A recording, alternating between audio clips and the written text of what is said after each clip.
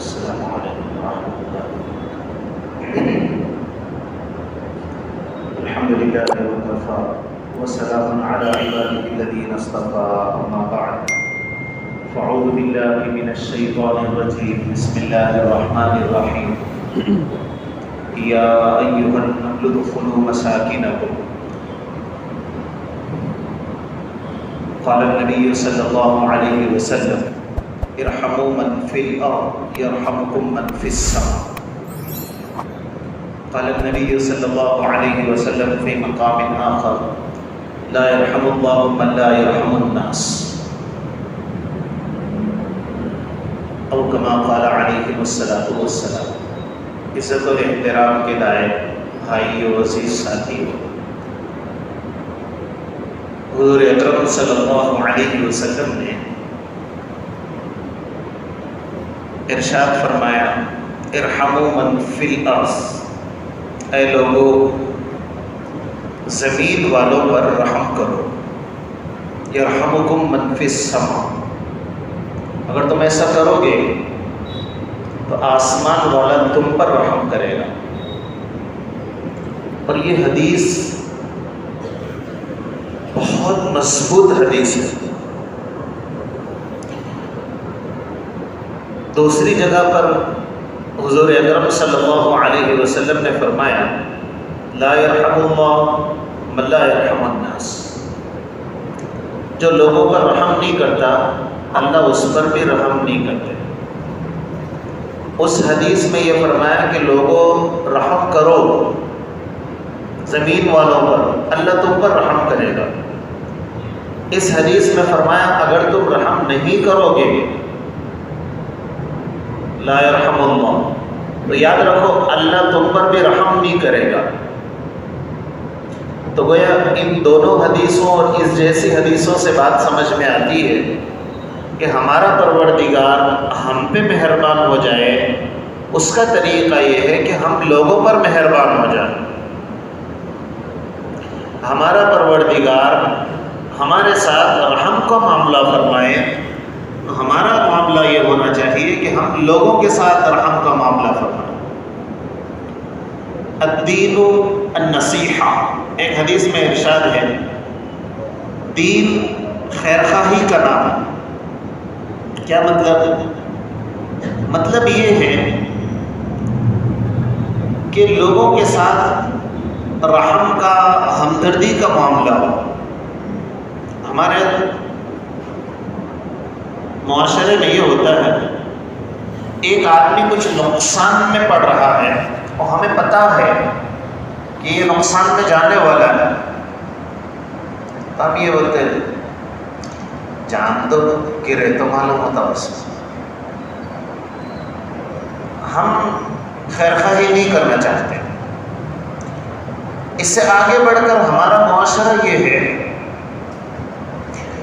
ہم خود سامنے والے کو گڑھے میں ڈالنا چاہتے ہیں کہ ہم خود ایسا پلان کرتے ہیں، ہم خود ایسا گیم کھیلتے ہیں، سامنے والا مصیبت میں آ جاتا ہے۔ اور پھر جب کہا جاتا ہے کہ یہ مناسب نہیں تھا کہ تم ایسا کام کرتے جس سے سامنے والا مصیبت میں، تو بجائے اس کے کہ ہم یہ بولتے ہاں یہ مجھ سے غلطی ہو گئی، ہم یہ بولتے ہیں یہ اپنے شاطر دماغ کا کھیل ہے۔ اپن گیمنگ ایسا کھیلتے کہ سامنے والا چوپٹ ہو جائے، یہ اس کو ہوشیار سمجھتے ہیں۔ شریعت بولتی ہے کہ بے وقوف۔ اور پھر دین اس کا نام نہیں، دین اس کا نام نہیں، دین نام ہے النصیحہ، لوگوں کے ساتھ خیر خواہی کرنے کا۔ تو ایسا پلان یا ایسا گیم مت کھیلو کہ جس سے لوگوں کو مصیبت پہنچے، یہ تو بہت دور کی بات ہے۔ دین تو نام ہے کسی کو ہم سے فائدہ ہو، ہماری بات سے فائدہ ہو، ہمارے حرکات بات سے فائدہ ہو، ہمارے عمل سے فائدہ ہو، یہی تو دین ہے، یہی مسلمانی ہے۔ قرآن کریم نے بے شمار اس لائن کی چیزیں ہم کو بتائی۔ کچھ واقعات تو بنی اسرائیل کے ہم کو ملتے ہیں کہ ایک عورت کا واقعہ جو مشہور ہم نے بارہا سنا، فاحشہ عورت تھی، زندگی بھر زنا، گندے کام کرنا، حال ہمیشہ اللہ کی نافرمانی، تو فاحشہ عورت ہے، اللہ کو بالکل پسند نہیں ہے کوئی زنا میں مبتلا ہو، ویسی عورت ہے، ہمیشہ فحش کاری۔ لیکن ویسی عورت بھی جنگل سے گزرتی ہے تو دیکھتی ہے کہ کتا پیاس سے تڑپ رہا ہے، اپنا دوپٹہ نکال کر اپنے جوتے کو اس دوپٹے سے باندھ کر کنویں میں ڈالتی ہے، پانی نکال کر پلاتی ہے۔ کوئی بڑا کام نہیں تھا، کتا پریشان تھا پیاس کی وجہ سے، اس نے پانی پلا دیا۔ روایتوں میں ملتا ہے کہ اللہ نے اس عورت کی مغفرت فرما دی، اس کے لیے جنت کا فیصلہ فرما دیا۔ کہاں ایک عورت فاحشہ، زندگی بھر گناہوں میں، لیکن اس نے صرف کتے کو پانی پلایا، انسان کو نہیں، کتے کو۔ کتے پر رحم کرنے کی وجہ سے اللہ نے اس پر رحم کر دیا۔ دوسرا واقعہ بنی اسرائیل کا ملتا ہے کہ ایک بہت نیک عورت تھی، عابدہ زاہدہ تھی،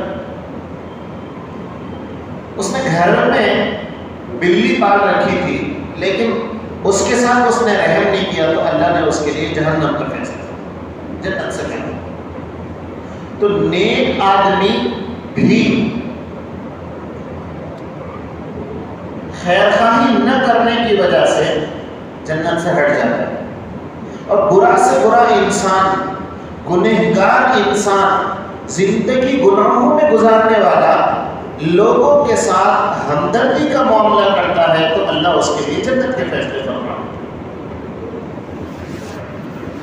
سمجھ میں آیا؟ خیر خواہی بہت بڑی چیز ہے، آدمی کے زندگی کو بدل دینے والی۔ انسان کو ہمیشہ خیر خواہ بننا چاہیے۔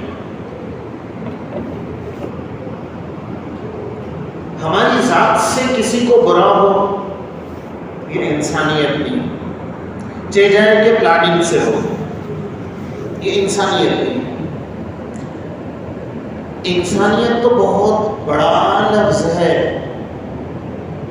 یہ حیوانیت بھی نہیں ہے، یہ جانوروں سے بدتر لوگ ہیں تو اس طرح سے کرتے ہیں۔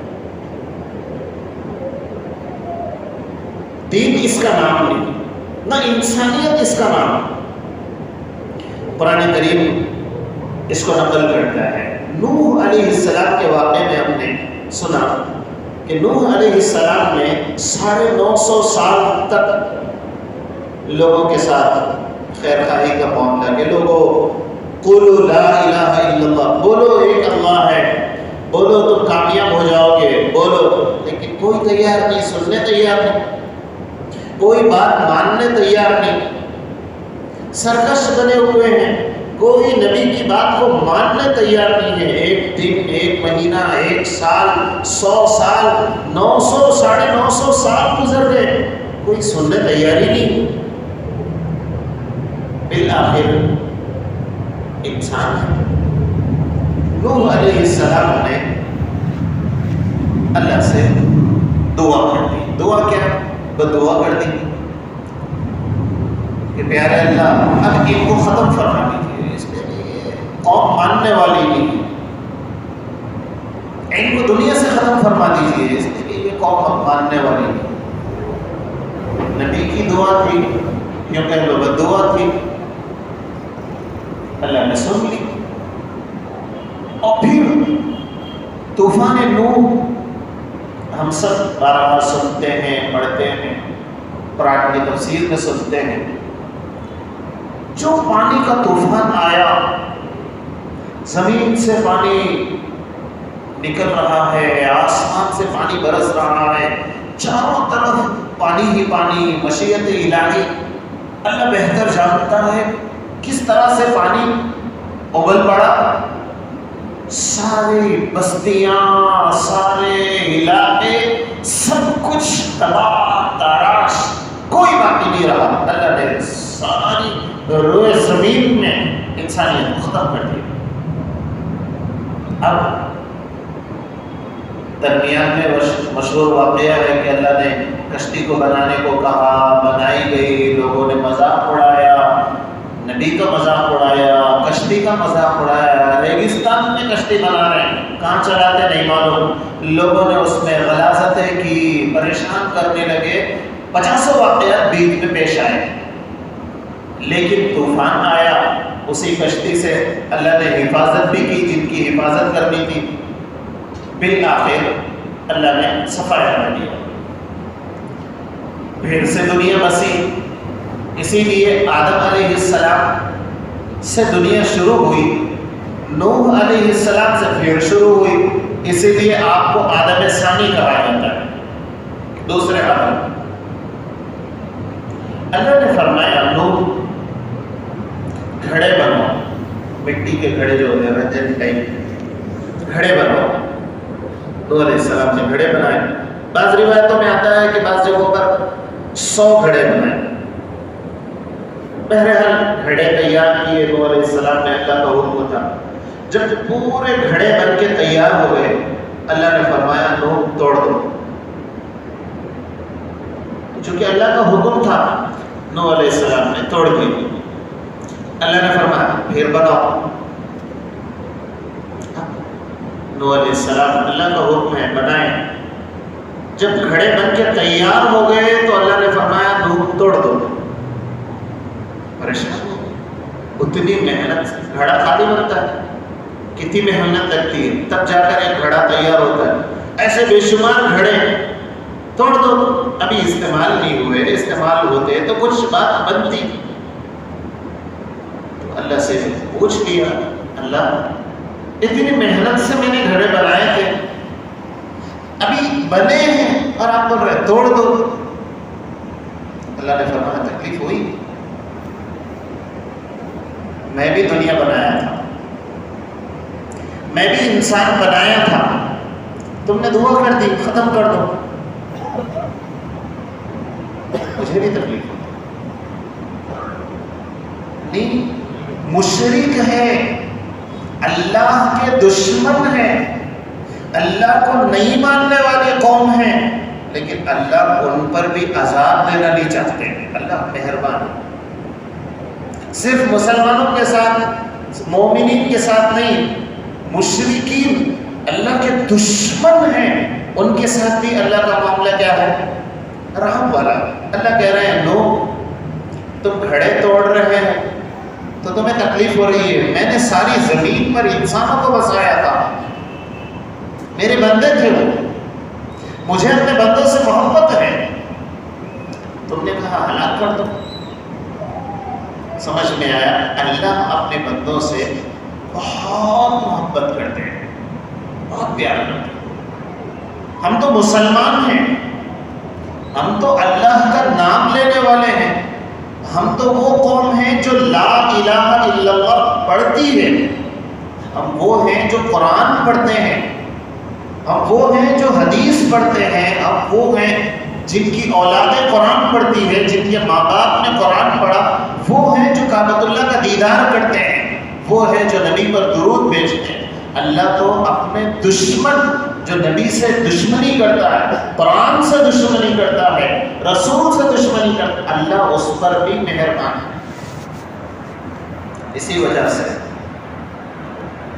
قرآن کی توہین کر رہا ہے لیکن اللہ اس کو بھی کھانا دے رہے ہیں، قرآن کی توہین کر رہا ہے اللہ اس کو بھی گھر دے رہے ہیں، قرآن کی توہین کر رہا ہے، اللہ چاہتے تو چیونی کی طرح یوں مسل دیتے، اللہ دے رہے ہیں، کیونکہ اللہ جانتے ہیں کہ یہ میرا بندہ ہے، محبت کرتے ہیں، بے پناہ محبت کرتے ہیں۔ انسانوں کا معاملہ محبت والا ہونا چاہیے، عداوتوں والا، دشمنی والا بے رحمی والا نہ دین ہے نہ انسانیت ہے، میں تو کہوں گا یہ حیوانیت بھی نہیں۔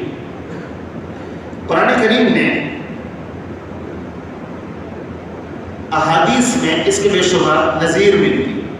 طائف کے اندر، طائف کا واقعہ مشہور ہے، واقعہ بتانا مقصود نہیں ہے، وہ تو بہت بڑا ہے، لیکن جب اللہ کے نبی طائف سے نکلے، لہو لہان خون نکل رہا ہے، جوتوں میں خون بھر گیا، جوتے چپک گئے جسم اطہر سے، سارے جسم پر خون ہی خون ہے، پتھروں سے لوگوں نے سرکار دو عالم صلی اللہ علیہ وسلم پر وار کیے، مارے، فرشتے، آسمان لرز گیا، عرش ہل گیا، فرشتے حیران ہیں کیا ہو رہا ہے، جس کے لیے دنیا بنائے اس پر پتھر برسائے جا رہے ہیں۔ فرشتہ آسمان سے آ گیا، اللہ کے نبی ایک مرتبہ اشارہ کر دیجئے، دو پہاڑ طائف کے ایسا یوں ملا دوں گا تو جس طرح چکی میں کچھ ڈالنے سے وہ آٹا ہو جاتا ہے، اس طرح طائف کی بستی والوں کو دو پہاڑوں کے درمیان مسل دیا جائے، انہیں پیس دیا جائے۔ آپ صرف اشارہ کریں، اللہ چاہتے ہیں، اللہ نے مجھے بھیجا ہے۔ حضور اکرم صلی اللہ علیہ وسلم پر قربان چاہیے، ایسی مصیبت کے وقت بھی آپ نے فرمایا اللہ نے مجھے رحمت للعالمین بنا کر بھیجا، میں دنیا میں بھی رحم کرنے کے لیے آیا ہوں، مجھے رحم کرنے کے لیے بھیجا گیا ہے۔ دونوں جہاں میں اللہ نے مجھے، زمین و آسمان دونوں جگہ پر اللہ نے مجھے رحمت للعالمین، میں ظلم کرنے نہیں آیا لوگوں پر، میں رحم کرنے آیا ہوں۔ اللہ کے نبی نے اجازت نہیں دی، اللہ کے نبی نے اجازت نہیں دی کہ میرا بدلہ لے لو، آپ نے نہیں کہا۔ آپ نے یہ نہیں کہا کہ ان لوگوں نے بہت ستایا ہے، آج تک اتنا مجھے کسی نے نہیں ستایا، تم ان سے بدلہ لو۔ فرشتہ تھا، پہاڑ فرشتے کے لیے وہ پہاڑ ایسے تھے جیسے روئی کا دانہ اٹھانا، یوں اٹھا دیتا ہو، ایک اتنا بڑا فرشتہ ہے، پر پھیلانے پر پوری روئے زمین اس کے اندر آ جاتی ہے، اتنا بڑا فرشتہ۔ پہاڑ کیا ہے؟ پھونک سے ہلا دیتا، لیکن قدرت ہونے کے باوجود، طاقت ہونے کے باوجود اللہ کے نبی نے فرمایا نہیں، میں اس لیے نہیں آیا کہ لوگوں پر ظلم کروں، میں اس لیے آیا کہ اللہ نے مجھے رحمت للعالمین بنایا۔ احادیث میں بات ملتی ہے، ایک مرتبہ صحابہ کہتے ہیں کہ ہم لوگ ایک مرتبہ جا رہے تھے، صحابہ کرام بہت سارے تھے، حضور اکرم صلی اللہ علیہ وسلم بھی ساتھ چل رہے ہیں، درمیان میں ہم سب کے آقا حضرت محمد رسول اللہ صلی اللہ علیہ وسلم کو قضائے حاجت پیش آئے، ضرورت، تو آپ ضرورت کے لیے گئے۔ صحابی کہتے ہیں کہ ہم لوگ ٹھہرے ہوئے تھے، ہم نے دیکھا کہ چڑیا، اس کے بچے لال کلر کے وہاں رکھے ہوئے، ہم نے ان کو پکڑ لی، چھوٹے بچے جو اڑ نہیں پاتے تھے، ہم نے ان کو پکڑ لیا۔ اتنے میں ایک چڑیا آئی جو ہمارے اوپر منڈلا رہی تھی، اوپر گھوم رہی تھی، ظاہر سی بات ہے ماں ہوگی، بچوں کو کوئی پکڑ لیتا ہے تو ماں اوپر گھومتی ہے، اس لیے کہ اس کے اندر طاقت نہیں ہوتی کہ وہ بچا سکے، تو اوپر منڈلا رہی۔ ابھی ایسا ہونا ہی تھا، حضور اکرم صلی اللہ علیہ وسلم تشریف لائے اور آپ نے فرمایا چھوڑ دو،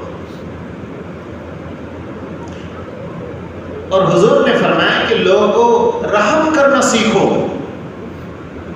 پریشان کسی کو مت کرو، رحم کرنا سیکھو، پرندوں پر رحم کرو، جانوروں پر رحم کرو، انسانوں پر رحم کرو۔ الدین النصیحہ، دین نام ہی ہے رحم کرنے کا، خیر خواہی کرنے کا ایک دوسرے کے ساتھ، ظلم کرنے کا نام دین نہیں ہے۔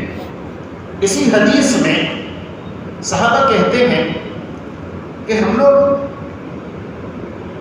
ایک جگہ تشریف لے گئے تو وہاں پر چونٹیوں کا گھر تھا، جس کو یوں کہہ لیجیے کٹا جس کو کہتے ہیں۔ چونٹیاں جب زمین سے گھر بناتی ہے تو اندر سے مٹی کنکر کو نکال کر اونچا گھر بنا لیتی ہے، چونٹیوں کا گھر تھا۔ صحابی کہتے ہیں کہ ہم نے اس کو آگ لگا دی، اس لیے کہ آگ لگانے سے چونٹیاں جل جائیں گی۔ حضور اکرم صلی اللہ علیہ وسلم نے دیکھا تو آپ نے فرمایا جلانے کا حق کسی کو نہیں، جس ہستی نے آگ کو بنایا ہے وہی ہستی جلا سکتی، اور آگ کو بنانے والے اللہ ہے۔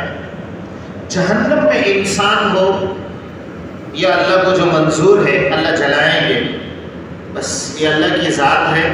اللہ کے علاوہ کسی کو یہ اختیار نہیں ہے کہ وہ کسی کو جلائے۔ سمجھ میں آیا؟ جلانے کا عذاب کوئی انسان کسی کو نہیں دے سکتا، اس حدیث سے سمجھ میں آیا۔ چونٹیوں کو جلا نہیں سکتے، مکھیوں کو جلا نہیں سکتے، دیگر جانوروں کو جلا نہیں سکتے۔ آپ تکلیف دینے والے جانور کو ماریے، جلا نہیں سکتے۔ سانپ کو مارنے کا حکم ہے، ماریے۔ تکلیف دینے والے جانوروں کو مارنے کا حکم، ماریے، جلا کر نہیں۔ جلانے کا پرمیشن تو صرف اللہ، وہ اللہ کی ذات ہے، اس کے علاوہ کسی کو حق نہیں ہے کہ جلائے۔ یہاں پر بھی اللہ کے نبی نے یہ فرمایا، گویا تعلیم دی کہ رحم کرو، ایسا مت کرو۔ چونٹیوں پر رحم، جانوروں پر رحم، بلی پر رحم، کتے پر رحم۔ اللہ کے نبی صلی اللہ علیہ وسلم نے بے شمار واقعات صحابہ کرام کے اس طرح کے ملتے ہیں جس میں اللہ کے نبی صلی اللہ علیہ وسلم نے تعلیم دی۔ یرموک کا واقعہ بڑا مشہور ہے، یہ اپنے چچیرے بھائی کی تلاش میں نکلے جنگ ہونے کے بعد کہ میرا بھائی زندہ ہے نہیں، تو نقشوں میں تلاش کرتے کرتے ایک جگہ کراہنے کی آواز آئی تو پہنچے تو دیکھا چچیرا بھائی۔ پوچھا پیاس، عطش، آواز نکل رہی ہے، العطش، پیاس، پانی چاہیے۔ گئے پانی لائے، اتنے میں بازو سے کراہ رہا ہے، انہوں نے اشارہ کیا اس کو پلاؤ۔ وہاں پہنچے تو انہوں نے بازو سے کراہنے کی آواز آئی، انہوں نے کہا ان کو پلاؤ۔ یہ واقعہ بڑا مشہور ہے۔ وہاں گئے تو ان کا انتقال ہو گیا، واپس آئے تو ان کا انتقال ہو گیا، پھر چچیرے بھائی کے پاس آئے تو وہ بھی دنیا سے چلے گئے۔ یہ اللہ کے نبی کے ساتھ کی جماعت ہے، یہ صحابہ کی جماعت ہے۔ انہوں نے اتنا دین کو سمجھا تھا، اتنا دین کو سمجھا تھا، دین و النصیحہ اتنا عمل کرتے تھے، اپنی گھٹی میں ایسا بٹھا لیا تھا، دین خیر خواہی کا نام ہے، پانی پی لیے تو جان بچ سکتی، جان جانے دو لیکن میرے بھائی کے اوپر تکلیف نہیں آنا۔ صحابہ کرام نے اس درجے تک دین کو سمجھا تھا۔ خیر خواہی اتنی، موت کو گلے لگانا پسند ہے لیکن اپنے بھائی کے ساتھ خیر خواہی کرنا یہ انہیں اس سے زیادہ پسند ہے کہ اپنی جان چلی جائے، اس سے زیادہ پسند ہے۔ خیر خواہی کرو لوگوں کے ساتھ۔ ایسے جنگوں میں بے شمار واقعات صحابہ کے ملتے ہیں۔ حضور اکرم صلی اللہ علیہ وسلم کے واقعات میں قرآن کریم میں ایک آیت بیان فرمائی گئی، یا ایھا النمل ادخلوا مساکن۔ لشکر آ رہا ہے سلیمان علیہ السلام کا، چونٹی نے دیکھا کہ لشکر آ رہا ہے اور لشکر سوار ہے، اب گھوڑے پر جو آدمی آ رہا ہے اس کو زمین کی چونٹی کہاں نظر آئے گی، تو اس نے کہا یا ایھا النمل ادخلوا۔ اب یہ چونٹی بول رہی ہے، اور کس کو بول رہی ہے؟ اپنی چونٹیوں کو۔ جانور بات کرتے ہیں، ادخلوا مساکنکم، گھروں میں داخل ہو جاؤ، بلوں میں۔ سلیمان علیہ السلام کا لشکر آ رہا ہے، وہ اگر آئے گا تو تم کو رون کر چلا جائے گا، تم مر جاؤ گے۔ چونٹی اپنے چونٹیوں کو خیرخواہی کی دعوت دے رہی کہ لوگ بچو، لشکر آ رہا ہے۔ اللہ نے اس واقعے کو قرآن میں بیان کیا۔ کیا بہترین تعبیر ہے اللہ کی۔ ایک چونٹی بول رہی ہے اپنی چونٹیوں سے، بچو، اپنے آپ کو بچاؤ، کیونکہ لشکر آ رہا ہے، وہ تمہیں رون دے گا۔ اب یہ واقعہ اللہ نے کیوں بیان فرمایا؟ اللہ اس لیے بیان کر رہے ہیں کہ دیکھو تم انسان ہو، اور انسان پھر مومن ہو۔ ہم تو مومن ہیں، ایمان والے ہیں۔ تو اللہ نے قرآن کو نازل کیا تو یہ فرمایا کہ یا ایھا النمل ادخلوا، دیکھو ایک چونٹی چونٹیوں پر رحم کر رہی ہے، تم تو انسان ہو۔ اور ہم انسان کیسے ہیں؟ اپنے کو تو رحم آتش نہیں، رحم نہیں آتا، اور رحم تو دور کی بات ہے، ظلم آتا ہے، اور ظلم کو اپنا ہنر سمجھتے ہیں، اور ہنر سمجھ کر اس کو استعمال کرتے ہیں، اور پھر لوگوں پر ظلم کرنے کے بعد خوش ہوتے ہیں۔ میں نے بہترین انداز میں لوگوں کو ستایا ہے، اور پھر پلان کرتے ہیں کہ آئندہ کیسے ستایا جائے، اس کی اولاد کو کیسے ستایا جائے، اس کی نسلوں کو کیسے ستایا جائے، ہم نسلوں کی پلاننگ کرتے ہیں۔ الدین النصیحہ کے طور پر دین خیرخواہی چھوڑنے کا نام نہیں ہے، دین خیرخواہی کا نام ہے، خیرخواہی انسانیت کا نام ہے۔ خیرخواہی نہ کرنا یہ انسانیت نہیں ہے، بلکہ حیوانیت بھی نہیں ہے، یہ جانوروں سے بدتر عمل ہے۔ اس لیے کہ قرآن کریم میں جانوروں کا تذکرہ ہے کہ وہ لوگ ایک دوسرے پر رحم کرتے ہیں۔ چینٹیاں اپنے چینٹیوں پر رحم کر رہی ہے، سمجھ میں آیا؟ جانور بھی خیرخواہی کرتے ہیں، ہم تو جانور سے بدتر ہو گئے کہ ہم الٹا پلان کرتے ہیں کہ کیسے مصیبت میں ڈالا جائے، اور جانور ہے کہ وہ پلان کر رہے ہیں کہ کیسے قوم کو بچایا جائے، کیسے قوم کو سیو کیا جائے۔ یہ ہے الدین النصیحہ۔ ایسے 50 حدیثیں اور قرآن کریم کی آیات اور احادیث ملتی ہے۔ بالآخر میں ان 2 حدیثوں کو سنا کر اپنی بات کو مکمل کروں، جس میں اللہ کے نبی نے فرمایا ارحموا من فی الارض، لوگوں رحم کرو، خیرخواہی کرو لوگوں کے ساتھ، یرحمکم من فی السماء، آسان فارمولہ ہے، اللہ تم پر رحم کرے گا۔ لا یرحم اللہ، اگر تم ایسا نہیں کرتے، دوسری جگہ پر تم لوگوں پر رحم نہیں کرتے، لا یرحم اللہ، پھر یاد رکھو اللہ تم پر بھی رحم نہیں کرتا۔ اور یہ چٹکی ہے تلک الایام نداولها بین الناس، جو لوگوں کے درمیان گھومتی ہے۔ آج کا پیسہ، آج کی طاقت، آج کا نشہ، آج کا اوپر چڑھنا آدمی کو غرور میں نہ ڈالے۔ پیچھے پلٹ کر دیکھو، تمہارے باپ دادا اس سے پہلے بہت کمزور تھے، یہ علامت ہے اس بات کی کہ کل تم کمزور ہو جاؤ گے۔ یہ چٹکی ہے، ایک جگہ رہنے والی نہیں ہے، یہ پھرنے والی ہے۔ تلک الایام، دن گھومتے ہیں، اور دن گھومتے ہیں، حالات بدلتے ہیں۔ آج کا بادشاہ کل کا فقیر، کل کا فقیر آج کا بادشاہ، آج کا طاقتور کل کا کمزور، کل کا کمزور آج کا طاقتور۔ اس کو سمجھانے کے لیے اللہ نے انسان کی اپنی ذات میں رکھا۔ کل پیدا ہوئے تو ہاتھ اٹھانے بھی نہیں آتا تھا، پیشاب کر لیتے تو ہٹانے نہیں آتا تھا، ضرورت کر لیتے تو دھونے نہیں آتا تھا، اتنے کمزور تھے۔ آج جوان ہیں، بہت طاقت ہے، کل بڑھاپا آئے گا پھر ختم۔ اللہ نے بتایا تلک الایام نداولها بین الناس، غرور، تکبر اور ظلم کرنا، رحم کو توڑ دینا، انسان تو انسان، جانور بھی ایسا نہیں کرتے، یہ جانوروں سے بدتر عمل ہے۔ اللہ ہم سب کی حفاظت فرمائے اور دین پر صحیح سمجھ کر عمل کرنے کی توفیق عطا فرمائے۔ جزاکم اللہ خیر۔